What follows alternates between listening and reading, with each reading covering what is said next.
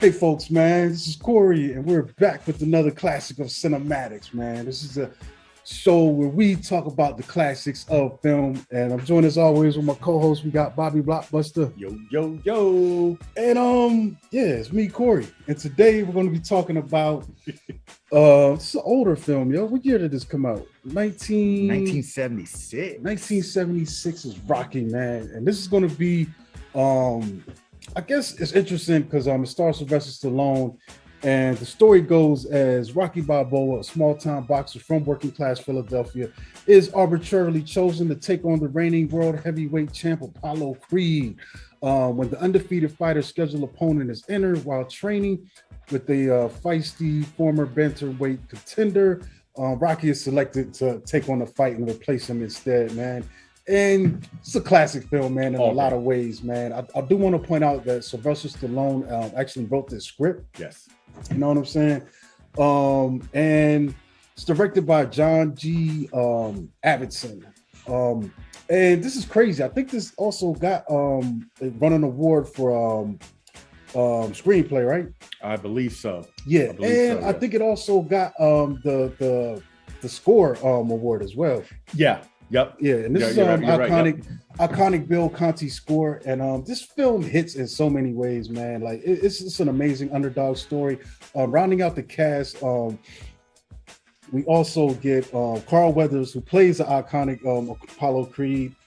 We also get Burgess Meredith, who plays Mickey Rocky's cranky trainer. The meanest old man ever. Yeah, Talia Shire plays Adrian, who's Rocky's girlfriend in this. Tony Burton, who plays Apollo Creed's corner man. I feel like Burton has better roles later on in the series, but he's important here. We're going to get to why. Burt Young. And Burt Young, who plays Paulie, man. He's iconic Paulie. He's the most hateable character in this film. I don't think I dislike anyone else in this film, but I do not like Paulie. Paulie wasn't as bad to me as Rocky's boss's driver. Oh, the driver. Yeah, he was upset, but he didn't have too much airtime. Paulie was very mean to Adrian. So basically, Rocky is this as a character, man. He's kind of aimless, man. His job basically is to collect money for the mob, and he's almost too nice to do this job properly. Yeah. You know, which kind of explains why he's never really moved up in the ranks, and it explains probably why this driver treats him like shit. You know what I'm saying? Yeah, it's because it's like, you know, he does a job that almost like you demand respect. You have to demand respect and instill fear. And like you said, he's too nice. Like he's like polite. Excuse me, sir. Would you mind paying your tab? You know, like even when the guy says he don't have the money, he's like, man, you should have planned ahead, bro. You should have planned ahead. He was upset that he didn't have the money, but he's still not gonna do what he ain't gonna break his arm and take it. So what's interesting here, man? He's clearly he's a struggling boxer. He trains. He's trying to come up, but you know, it's a fight. Like we see him fighting in the beginning. You know, as this film's intro, and it's just like you know, and Mickey's even calling him like a has-been, like immediately. A tomato. He's like, get out of here, man. Get off. You're a tomato. I need room for my real contenders to train. Know, it's fucked up. Like you said at the very beginning, we see he's a henchman for the mob or a debt collector, whatever you want to call it. It shows us we see he's doing these like almost like backroom barroom fights, you know, and they're obviously not sanctioned fights and all these things. And after you see, you know, the fight take place, I mean, there's a lot of low blows, headbutts, things of that nature. But what stuck out to me was the fucking paycheck. Now I know that this was in the 70s and the inflation rate is different, but the dude comes in and he gives the guy who lost the fight $17 because he says, oh yeah, you know, there's $45, but then he taxed on all these fees. You got a locker fee, you got a cut man fee, you got a towel fee, you know, plus my fee, plus, you know, fighting in here, so you get $17. Rocky, as the winner, ends up pulling back $40.55. So you mean tell me if you lose, you get close to a dub, and if you win, you get 40? Damn, I guess it's for practice and exposure, man. I don't even know what you could do with $40 back then. Maybe you could buy a couple rounds. It's possible, you know? But I think Rocky got more stitches in his head from the headbutt he took in the fight than he got dollars in his pocket for actually fighting, which is that's a tough pill to swallow, man. Yeah, it's going nowhere, man. So when when he gets offered this fight, man, it's dope what transitions with this character. Like he seizes that moment and it goes on from there, man. Like to watch this film, by the time you get to the end, you're gonna feel so empowered. Like yes. You're gonna feel like you want to chase your dreams, and the magic still holds up, man. I watch this film at least once a year, and I get those same feelings that I had the first time I watched it, man. And a lot of it has to do with just how greatly well done this is, man. Like the cast is great. They do a great job with all the characters. Like there's not a wasted moment on the screen, it feels like, man. And everyone is here from a purpose, from Rocky all the way to every little aspect. Is those interactions are done so well, you know? And like you said, I mean, this is, you know, the tone setter for me personally as what the ultimate underdog film is. Mm-hmm. I mean, you see this dude struggling from nothing to just getting the opportunity of something, not even obtaining it, just getting that chance that, you know, he wasn't given, that a lot of people are never even given. And, you know, what really for me also emphasizes this is the score, is the soundtrack, the music that plays. Like I still, when I'm in the mood to work out or go do some exercise stuff, I got the Rocky theme song on my playlist, and if that thing better not come on either, because I'm trying. If I'm jogging, everyone just get the trains on the tracks, get off the sidewalk, you know. But there's also these other songs that, you know, were just great. Like when I was watching this, I forgot all about the corner song. I looked into it. It's OST, but it's that "Take You Back," that joint goes, and I now have that on my Spotify. Like I listen to that now too. I mean, it's just a testament to how, you know, it's not what makes a great movie, but a great movie with a great score. You know, it cannot fail. It's almost like another character, like it, and like it I think the way you use music in film can, like, sometimes people do it in a film and it just feels extra, like it's or heavy-handed about it, like or the wrong music at the wrong time. It just completely just. And I think that's what helps a lot of the Tarantino stuff, man. He uses that music at the right time a lot of times. And it's almost like another character in the film, you know. And this definitely has like you're looking at a character that steals the scenes. The music would be that character in this movie a lot of times. Like there is not a point ever when I watch this film, from the first time to the 100th time to the next time after that, when he's jogging and that music, and then my man, and as it's getting and then he switches gears and my man starts running faster than the boats. I mean, like, how can you not like just get amped up? You know, I'm just got amped up just talking about it, just hearing it play in my head and shit. You know? It's crazy, man. It's one of those amazing things. But the dynamics of Rocky's life and the things that a lot of the stuff you didn't really need to add this in this movie. You know, it's a simple premise, but to add this here, you know, him courting Adrian, you know, the girl that works at the pet store, and who happens to be one of his best friend's sisters. And then you get the dynamics. Like his only friend. That's what it seems like. Only have Paulie as a friend, because I mean, Paulie's an ass.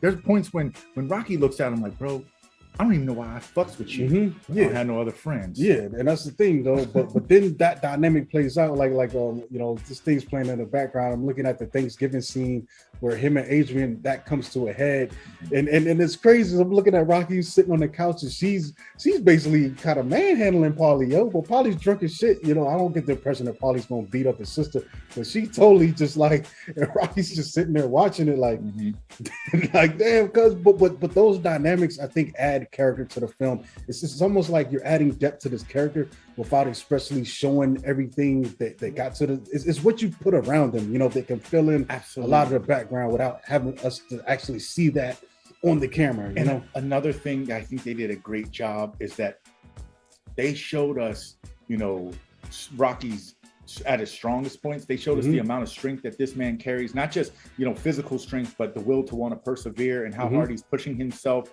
in the situations that he's in. But he also has, like I said, this kindness in this nurturing demeanor about him. I mean, look at the subtle approach he took to. I mean, we don't even know how long he was really digging on Adrian, but I mean, look, he took the scenic route. It was good from going into the pet store, you know, to tell these little jokes. It even shows him at a point where he's trying to get his next joke together the night before when he's standing in the mirror. He's like, "Oh, there's too much moss, not enough, but too much small, so it may not even fuck them, man." And then you see him actually go try to, give that, give that line to her and stuff. And I thought it was just like, I was like, man, they're just showing that this dude, you can still be a kind, gentle-hearted man with the heart of a lion and the strength of one as well. But also shows you that the shit he's got to eat though too. He eats shit from everyone because of his demeanor, in a way, and in a way you kind of get that. The fact that it's like be humble, but don't be too humble. Don't be too. You know what I'm saying? Like. Yes, like to your point. I mean, a lot of people take his kindness for weakness, or they just flat out don't want it. Like there's the one part where he walks the young girl home. She's probably like a teenager, high school. She's hanging out with all the dudes, and I mean, he offers to walk her home, and he's just kind of telling her in his own rocky kind of way, like, if you keep living this lifestyle, you're gonna get branded with an image, and you're probably gonna start getting tossed around, and no one's gonna respect you. It's gonna be hard for you to find a good man and be looked at as a good woman. And she even is like, after all said and done, she's like, yeah, so you know what, Rocky, F off. He was like, damn. Well, man. But it's kind of interesting because like I think all of us fall into that lane sometimes where we could give advice, but we don't necessarily listen to our own advice that we could give. Because whatever the same advice he gave her, he needs to be giving to himself some of it. Like you said, not too many people that I know, myself included, give advice in the mirror. But it goes on. I mean, we actually meet the fighter that he's fighting, man. And I think Apollo Creed is a great character, man. He does a lot of the heavy lifting in this, man. And he's kind of a combination of a Don King. There's a little Muhammad Ali mixed in there too. And Don King, and the fact that as soon as we see him, he's about his money, man. You know what I'm saying? Like he's almost promoting himself. He's like, he don't need a promoter. He's like, man, I got this in the bag. Yeah, and even him picking Rocky, he's looking at these amateur fights or whatever the footage you got, and he realizes he's like, I need an opponent that's not going to be able to beat me, but also an opponent that's going to make the fight look like it was competitive. He's the one who came up with the idea. Once they find out that the boxer, that he was initially supposed to fight was going to be unable to, he's like, well, call this person, and all these other professionals are like, bro, 5 weeks is not enough to train.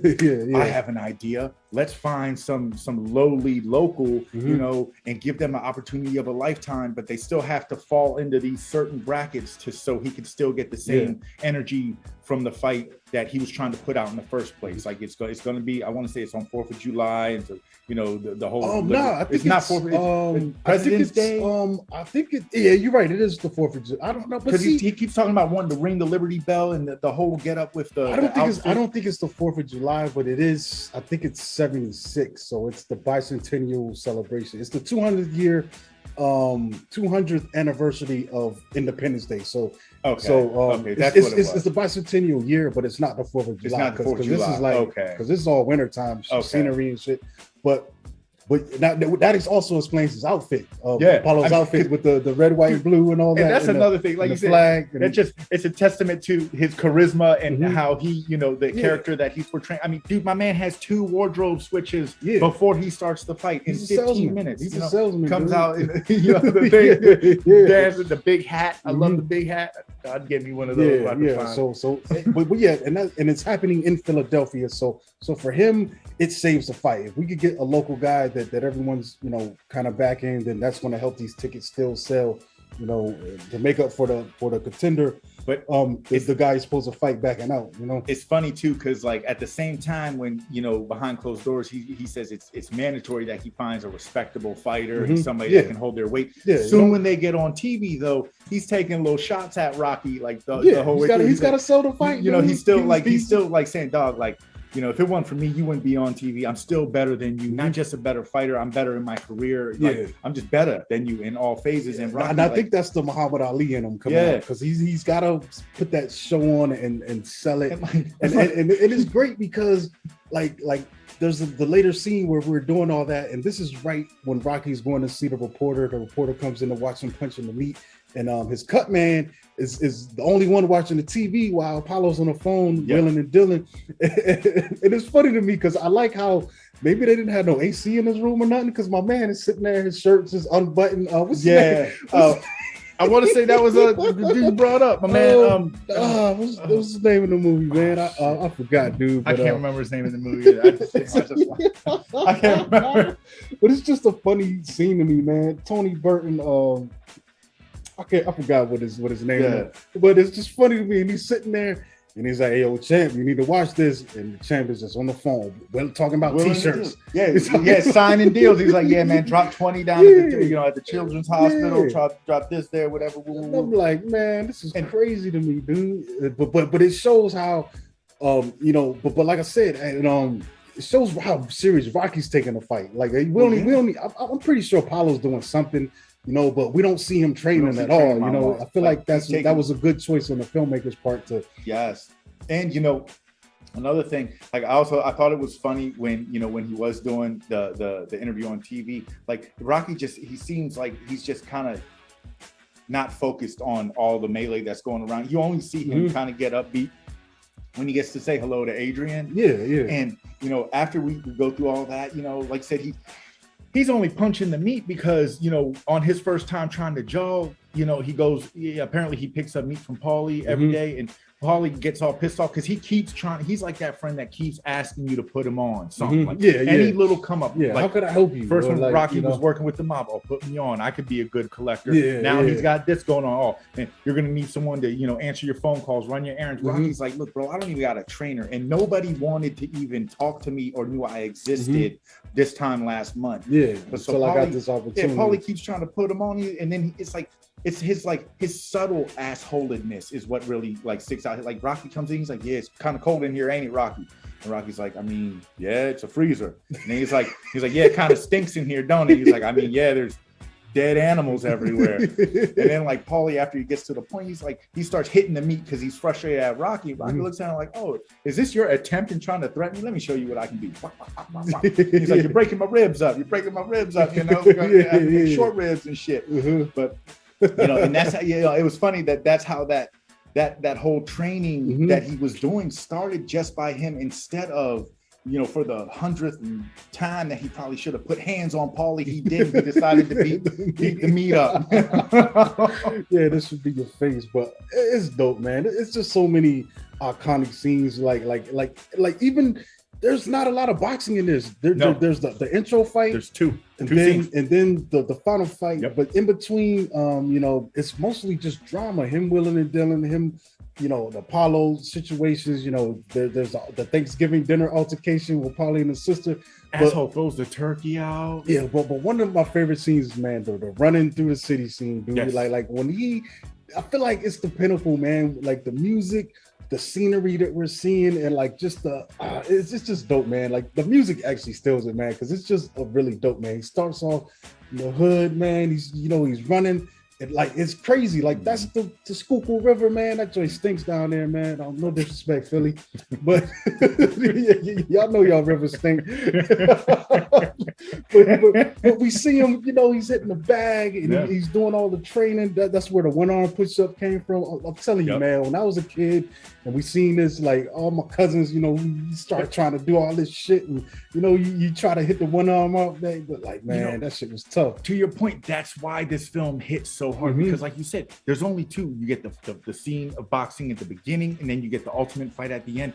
The rest of the film is just us spending time and getting to know Rocky as a man. And then you really see how messed up things really are for him. I mean, his living situation looks inadequate. I mean, it almost is like he doesn't come off as the sharpest knife in the drawer. You see he gets taken advantage of. He's not respected by anyone.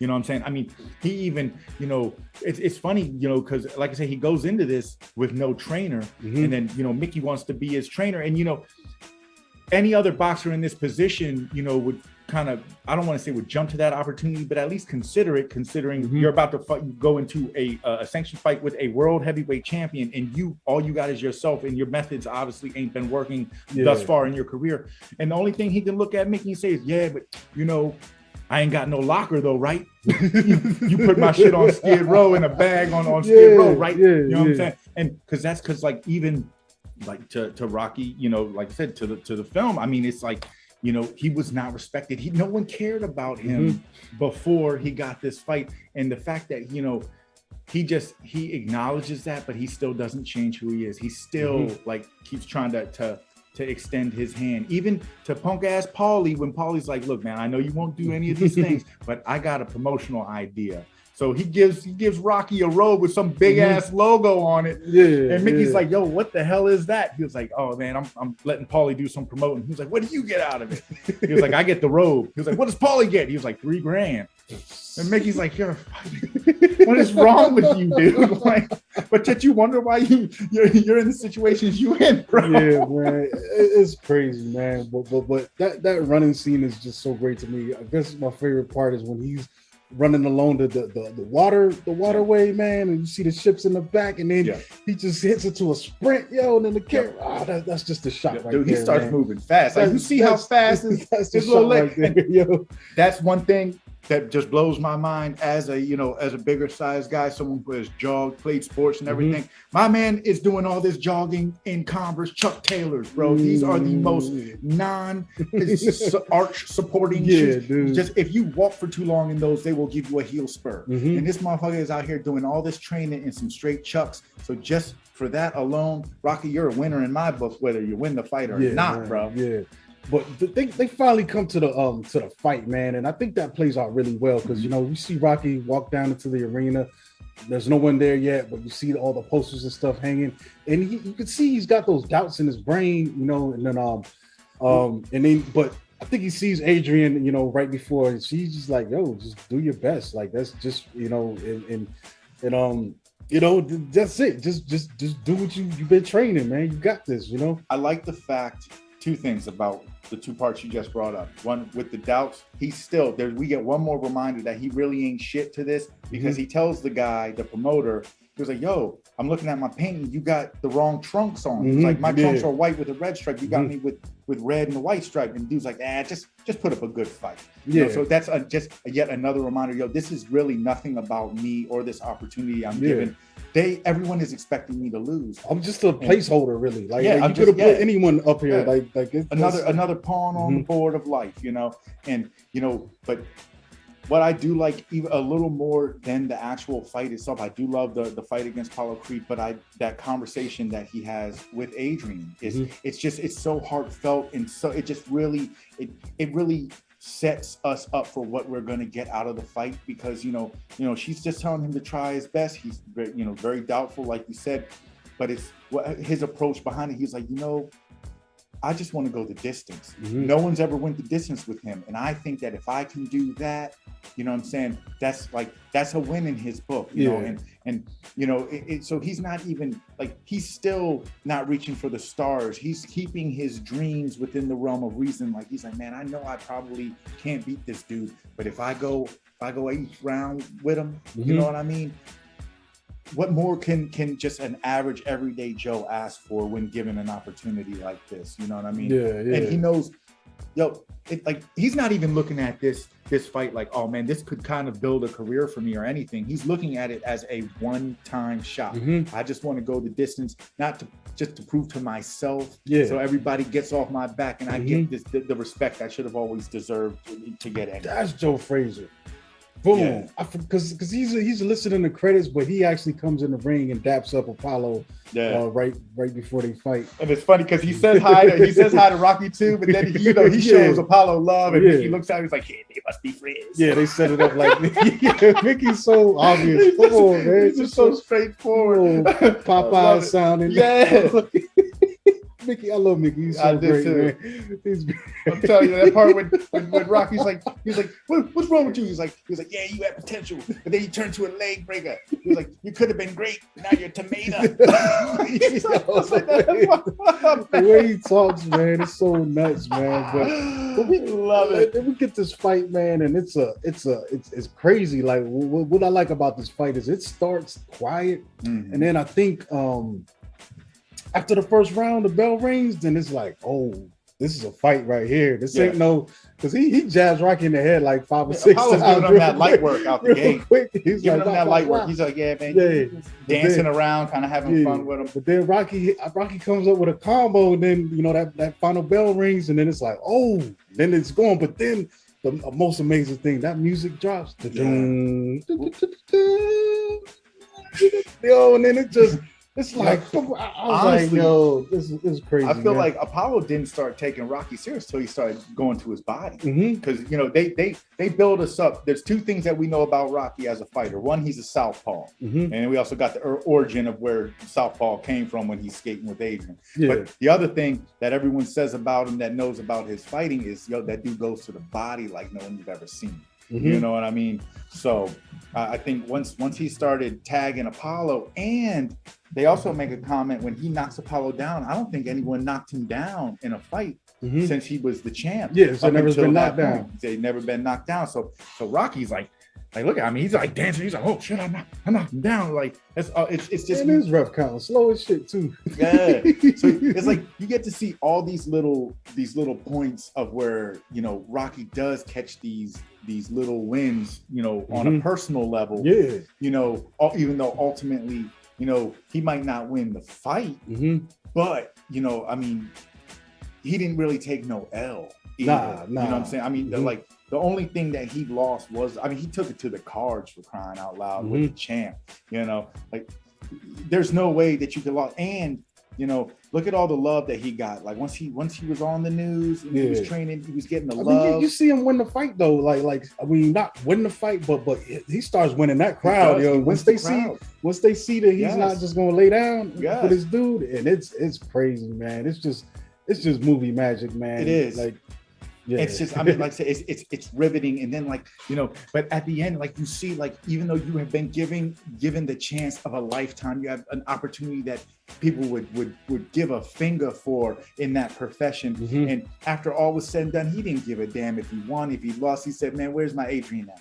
I want to get the love and the embrace from the one person who was supportive of him throughout his whole endeavor. You know what I mean? And that's the kind of the part that always shakes me up a little bit, you know what I'm saying, as well, because it's like it shows what he really was fighting for the whole time. He's fighting for his respect. Like basically, this is like the ultimate.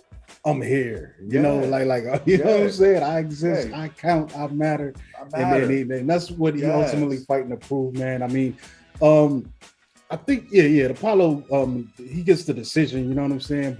But like I said, man, after this, his Rocky's life has changed, man. Now he's a, going on from this, he's a contender. And I think the fact that like you said, that was the only point he was trying to prove, and the way this film ends it ends pretty much abruptly after the fight. It's no, and honestly, I feel like that's the perfect time to end it because there's nothing else to prove.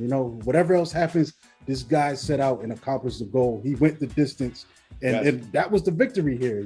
And look at from where the movie started, it showed he didn't really have nothing, and then where it ended, okay, he got his shot, he got his respect, he got his notoriety, and he got his love. What more? That those were all the things that he seemed to have wanted when we were first introduced to him, and he has achieved all of that. In grand fashion. And like you said, moving forward to this, whether he won the fight or not, he became a household name. He became a contender. He gained more notoriety in the profession and got a great friend out of it. Like after this, him and Apollo are hooked at the hip. You know what I'm saying? Yeah.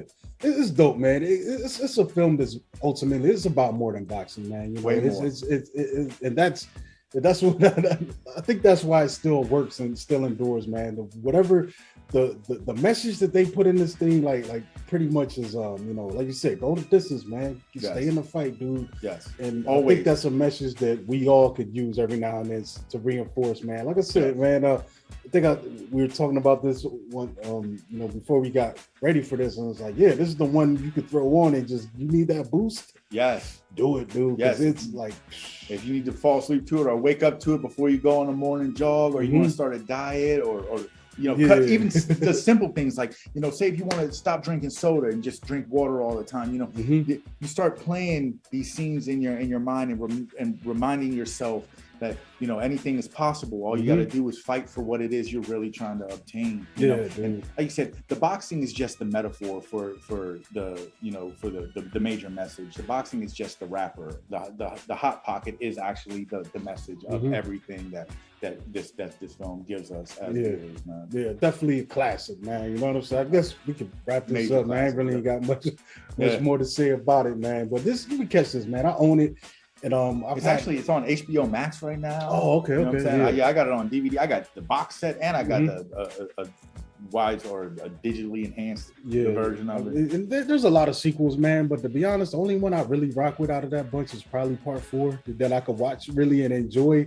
And even though that thing has strayed far from this formula and it is over the top, it's more straight up Hollywoodized, but it's still enjoyable. You know? It is. You know? And I mean, not for nothing. Like, I know a lot of people didn't like the 5th one, the one with Tommy Gunn, but I feel like that one really kind of helps set the platform for what we get as Rocky Balboa, which was the one after that, which came out quite a while later, which then gives us, you know, the expansion of the franchise with Creed and everything, because, you know, it just shows the role reversal. So they have done a great job in kind of just like, you know, pulling the most that they could get out of this franchise and this series as a whole. So, I mean, I'm on board. I'll watch them all, but none of them hit harder than the first one to me. Yeah. That's what's up, man. But yeah, folks, this has been another classic of cinematics, man. Join us next time. Subscribe to the channel because we're only available on the YouTube platform, man. But yeah, it's been Cory. You can catch me at Monkey Blood on Twitter, Instagram. Follow the podcast at From Canopy on Twitter and at From the Canopy on Instagram. And you can email us FromTheCanopyPod@gmail.com. There's Bobby Blockbuster. You can catch me on Instagram at BobbyBlockbuster118. Yeah, peace. Yeah, that's what's up, man.